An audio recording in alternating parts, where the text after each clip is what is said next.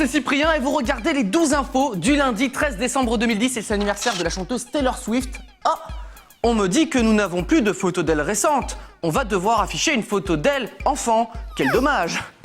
Vous avez vu là, elle mangeait bien à la cantine hein, quand elle était gamine. Peut-être même qu'elle mangeait dans l'assiette de ses camarades, c'est possible. Tout de suite les breaking news. C'est chiant les problèmes techniques, hein. Dommage. Hein. La semaine dernière, à Nuremberg, l'équipe locale contre l'équipe de Dortmund, ça faisait trembler le stade. Et ce week-end, à Minneapolis, c'était la neige qui faisait trembler le stade. Et pas que. L'astuce culinaire du 12 infos aujourd'hui, ne jamais faire frire des gnocchis. Il y en a qui sont morts à cause de ça. Faites gaffe les mecs. C'est bientôt Noël, pensez à acheter des décorations, mais évitez les gadgets made in China. Je pense que personne ne parlait anglais dans l'usine, ou alors ils souhaitent l'anniversaire de Jésus. Mais là, j'y crois pas une seule seconde. Et pendant ce temps-là, en Russie, on a trouvé la femme idéale, quoi. Elle est mignonne et puis... Elle aussi, elle fait trembler les murs. Veux-tu m'épouser?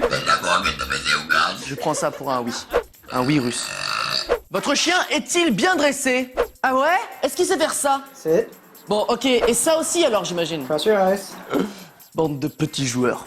Et pour terminer, la mauvaise idée du jour est attribuée à l'architecte de ces toilettes en Pologne. Alors, ça pousse comme tu veux? Tu veux du papier? Ah, comme c'est convivial. Et commençons tout de suite avec l'élection qui va mettre tout le monde d'accord si vous hésitez encore entre Miss Nationale et Miss France. Voici celle qui est un petit peu les deux réunies, en kilogrammes en tout cas. Miss Ronde 2011, Marion Bogertz, 1m70 pour 95 petits kilos. Très élégante, très souriante, vraiment bien. En plus, ça change des élections classiques de Miss France, quoi. C'est différent. Pas pareil.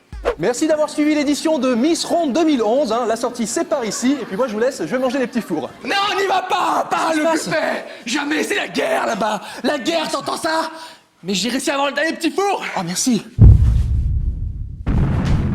Elles arrivent! Merde. Elles arrivent!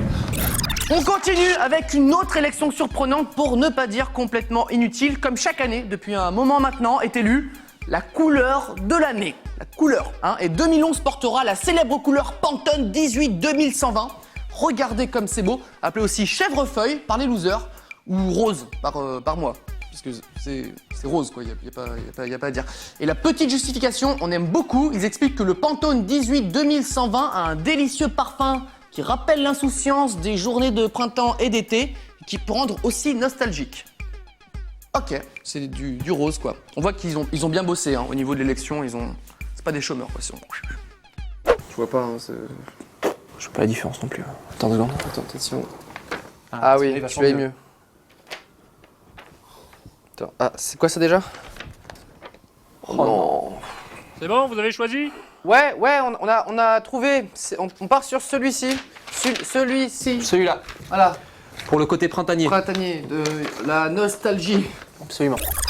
On ne passe pas un week-end sans un problème télévisuel. La semaine dernière, c'était la BBC qui diffusait des images de la guerre à la place de la météo. Et maintenant, c'est CNN qui diffuse sans faire exprès un extrait d'un grand film de cinéma d'auteur. That President Obama negotiated with Republicans.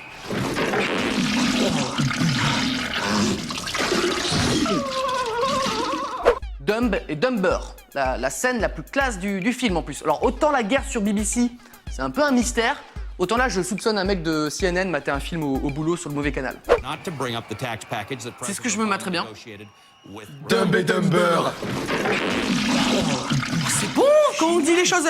Je me mets très bien la sextape de Shakira. Magloire. Shakira. Quoi? T'as dit Maglo... T'as dit... Shakira. Non. T'as des goûts bizarres. Et pour terminer, l'info insolite du jour, il faut aller jusqu'au Brésil, dans une petite ville d'Amazonie, pour rencontrer Gisela.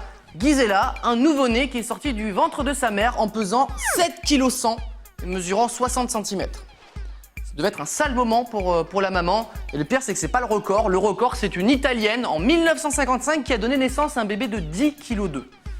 10,2 kg, quoi. Nous, on n'appelle plus ça un bébé, hein. C'est un bonhomme, un gaillard, quoi. Poussez, madame! Poussez! On y est presque, on y est! Waouh! Bonjour. Bonjour. T'as pas du feu, s'il te plaît?